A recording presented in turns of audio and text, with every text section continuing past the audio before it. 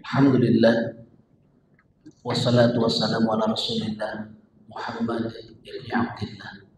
Allahumma salli wa sallim ala sayyidina Muhammadin wa ala alihi wa ashabihi ajma'in. Amma ba'd.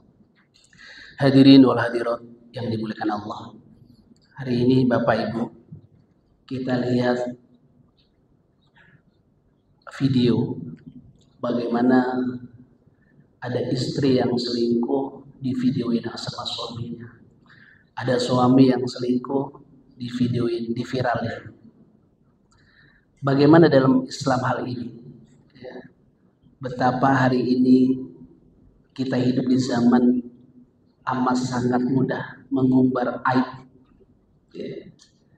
Apalagi kadang mungkin hari ini ya, suami istri dengan adanya medsos ini Pak, gampang sekali. Padahal dalam Islam kita disuruh menutupi aib saudara kita. Maka Allah berpesan ya, bahkan di dalam Al-Quran, hunna libasul lakum, suami kamu ya, istri kamu itu pakaian kamu, wa antum libasul lahunna, dan kamu ya jadi pakaian buat istri kamu. Dan di antara fungsi pakaian yang pertama adalah menutupi agar auratnya tertutup. Nah, hari ini luar biasa nih Pak. Video-video tentang perselingkuhan, bahkan yang videokan langsung tuh istrinya atau bahkan suaminya. Padahal kita disuruh nutupin aib saudara kita, apalagi suami atau istri kita. Yang mungkin karena emosinya luar biasa, akhirnya diikuti, kemudian dijebak, kemudian dibikin videonya, diviralkan. Ini hati-hati.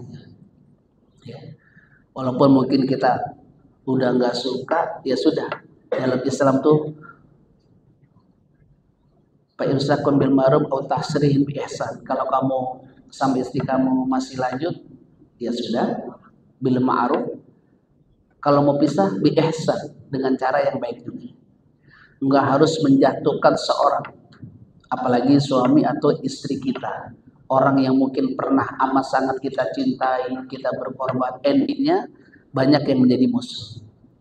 Nah, maka Nabi mengatakan man satara musliman, barang siapa yang menutupi saudaranya, aib saudaranya, satarallahu yaumal qiyamah, Allah akan menutupinya nanti aibnya di hari kiamat. Bahkan riwayat yang lain Abu Daud, kalau tadi riwayat Muslim, satarallahu fid dunya wal akhirah, Allah tutupi aibnya di dunia dan juga di akhirat. Ini ada kisah menarik nih Pak. Ada ini mungkin, tapi Pak Dokter Dedi jangan ngikutin, bahaya nih. Ini ada seorang Al-Habib Abdullah bin Yahya. Ini kisah nyata nih, yang cerita Habib Umar nih Pak. Bagaimana beliau seorang alim, faqih, abid, ya, luar biasa keilmuannya, hatinya bersih banget. Ini nutupin saudaranya. Ada jemaah datang. Jemaah datang, perempuan sambil nangis-nangis, curhat sama Habib. Bib, ya kenapa? Katanya. Anak saya lihat mual-mual. Loh, kenapa mualnya? Kayaknya dihamilin sama pacarnya. Saya harus gimana nih Bib? Insya Allah. Ini curhat. Jadi kalau curhat sama orang bener, solusinya ada Pak. Kalau kita curhat sama orang yang nggak ada ilmunya, payah urusan, ya. Yang ada malah aib kita kemana-mana gitu. Kata Habib Abdullah nih, no, itu ada di sini Pak, di daerah Indonesia. Ya. Saya nggak sebutin nama daerahnya. Kata Habib, suami kamu tahu? Belum Bib. Kamu jangan kasih tahu suami kamu perihal ini. Rumah kamu di mana? Di ini Bib, jalan ini, gang ini, desa ini. Oh ya. Kamu bilang sama suami kamu, saudara kamu, hari Sabtu Habib mau ke situ. Nggak bilang nih Habib mau ngapain, datang. Orangnya karena mau Habib mau datang, disiapin tuh Pak. Wah, makanan, minuman. Tetangganya tahu Habib belum mau datang, ramai juga. Pada ngumpul di rumahnya. Begitu ngumpul, Habib Abdullah ternyata sama anak-anaknya bawa kebaya, bawa makanan gitu ya, bawa kayak serah-serahan gitu. Begitu masuk, ahlan wa sahlan bi, seneng tuh orang tuanya tadi, apalagi yang istrinya yang ngadu tadi.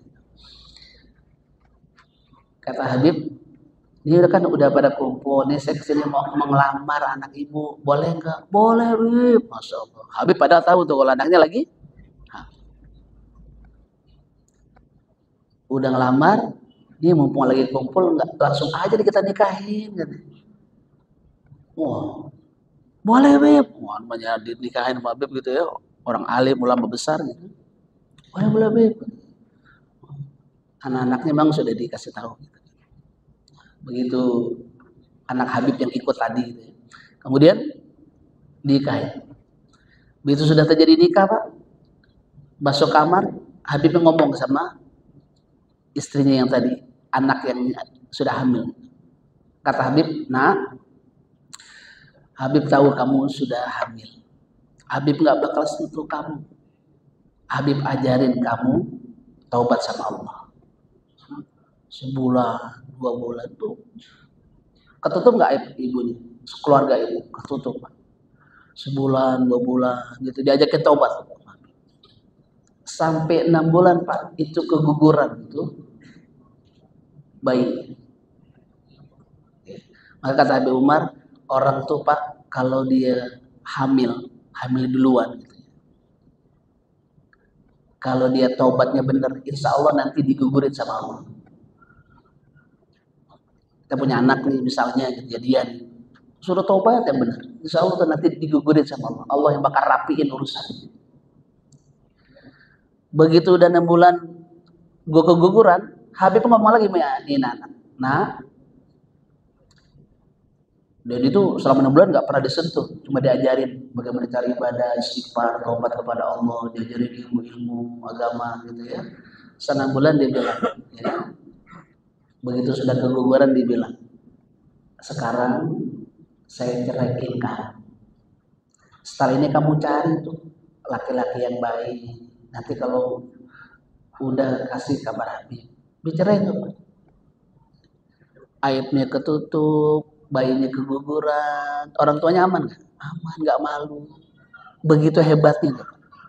Ada ulama yang begitu hatinya bersih, cara bagaimana ya, memanage, ya, menjaga aib orang lain sampai segitunya. Kalau kita, dokter Dedi, kalau kita yang disuruh, lu kawinnya langsung ya. 6 bulan gak mungkin gak kita colek tuh ya. Dalam mazhab Syafi'i boleh gitu kan gitu. Dalam Hambali gak boleh sampai lahir gitu ya. Ayo sampai segitunya Pak. Dahsyatnya nutupin aib saudara kita. Ini kita nih kalau mau jadi pejuang-pejuang penutup aib orang. Ya. Ntar di hari, bahkan itu kan riwayatnya 2, di dunia wal akhirah. Ditutupin aibnya di dunia, ditutupin pula aibnya di akhirat. Oh, Masya Allah. Siapa sifat di antara kita yang gak punya aib? Punya. Cuma hari ini mungkin kita ditutupin aibnya sama Allah. Ya, kita pulang, istri kita hormatin kita, anak kita hormatin kita, ya, karena Allah masih tutupin aib-aib kita. Dan kalau Allah sudah tutupin aibnya, jangan diumbar lagi. Ada orang ngadu tuh, Pak, sama Buya Yahya. Ini perempuan nikah, perempuannya pernah berzina. Suaminya baik-baik bang. Begitu 6 bulan, 6 bulan tuh indah. Begitu 6 bulan indah, ini istri ngerasa ada yang ngeganjel, mungkin ngerasa ngebohongin suaminya. Pengen cerita. Akhirnya cerita sama suaminya. Abang, kenapa ambilnya nangis? Abang terima aku apa adanya enggak? Iya, kenapa kamu kan istri aku? Kenapa gitu? Dulu cerita akhirnya. Aku mau cerita gitu. Ini yang dibilang Pak sebenarnya nggak boleh. Allah sudah tutupin aib, jangan cerita. Ya. Jadi ada begitu 6 bulan nggak ketahuan, dibongkar sama suaminya. Saya dulu pernah berzina sebelum mama abang bla bla bla bla bla. Akhirnya apa kata abangnya?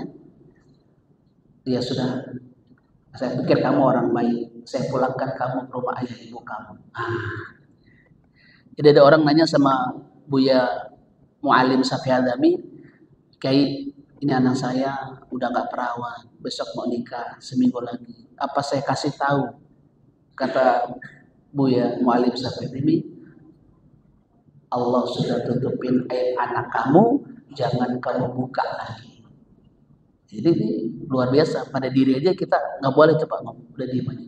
Allah sudah tutupin. Ini yang kata Nabi, sungguhnya seluruh umatku dosanya diampuni oleh Allah, kecuali orang yang terang-terangan menyatakan dosa, melakukan dosa di hadapan orang lain. Pulang malam ya, habis dari kota, habis dari clubbing misalnya, ketemu LC gitu, dia berzina, paginya ngomong sama teman, wah semalam cakep banget coy, gini. Itu Allah udah tutupin aibnya, dibongkar. Ini yang kata Nabi, di antara umatku yang gak diampunin dosanya adalah orang al-muhajir. Muhajir itu orang yang terang-terangan ya, melakukan dosa ya, dia bercerita tentang dosa-dosanya di hadapan orang lain, di hadapan teman. Ini nauzubillah. Maka pesan kita hari ini buat Bapak Ibu ya, kita jaga anak-anak perempuan kita ya. Seringin kirimin Fatihah tuh Pak buat anak-anak kita ya. Maka kalau ulama-ulama dulu tuh ngajarin, kalau kita masih punya anak, pegang palanya ya, baca apa? Al-Qadar. Pegang palanya nih, kalau masih punya anak bayi ya, pegang palanya baca inna anzalnahu fi lailatul qadar wa ma, sampai akhir. Ini insya Allah dijauhkan dari perzinahan. Ibu nggak apa-apa juga kalau bapaknya lagi tidur, biar bapaknya dijaga, pegang aja palanya. Baca itu inna anzalnahu. Kenapa lu katanya? Ya, kita bacain tuh Pak, anak-anak kita masih SD, SMP, SMA lagi masih tidur, baca itu inna. Kalau dadanya bacain alam nashrah laka sadraka wa wada'na anka wizrak gitu ya. Mari dosa-dosa baca alam nashrah. Kalau palanya dosa baca al-qadar inna anzalna. Nah, ini mudah-mudahan kita dianugerah Allah istri, suami yang saleh, soleha, anak-anak kita ya saleh, soleha. Allah jaga. Pokoknya kalau kita lagi anak kita nginep, kita was-was nih Pak, kita nggak bisa jaga 24 jam. Kirimin aja Fatihah. Ya Allah, anak saya jaga ya Allah. Fulan bin Fulan Fatihah. Baca kirimin Fatihah. Ini yang kata Nabi, Al-Fatihah. Kok digini tulisan? Kenapa ulama Fatihah digini Fatihah? Kata Nabi, Al-Fatihah lima nawaiha. Fatihah itu sesuai dengan niat seseorang. Jadi buat apa aja boleh. Kita minum air nih, ya Allah, buat kesembuhan. Kalau saya di jasa itu kalau lagi sakit baca Fatihah 41, Bismillahirrahmanirrahim, 41. Ya Allah, biniat di sifat wasihat, niat penyembuhan dan sehat ya Allah. Fatihah baca tuh air putih Pak. Fatihah 41 kali insya Allah. 41 kali bukan berarti Fatihah bukan Pak. Beneran bacanya ya, sampai habis baca 41, kemudian ditiup terakhir. Insya Allah Allah kasih kesembuhan. Hadanallahu wa iyyakum ajmain. Assalamualaikum warahmatullahi wabarakatuh.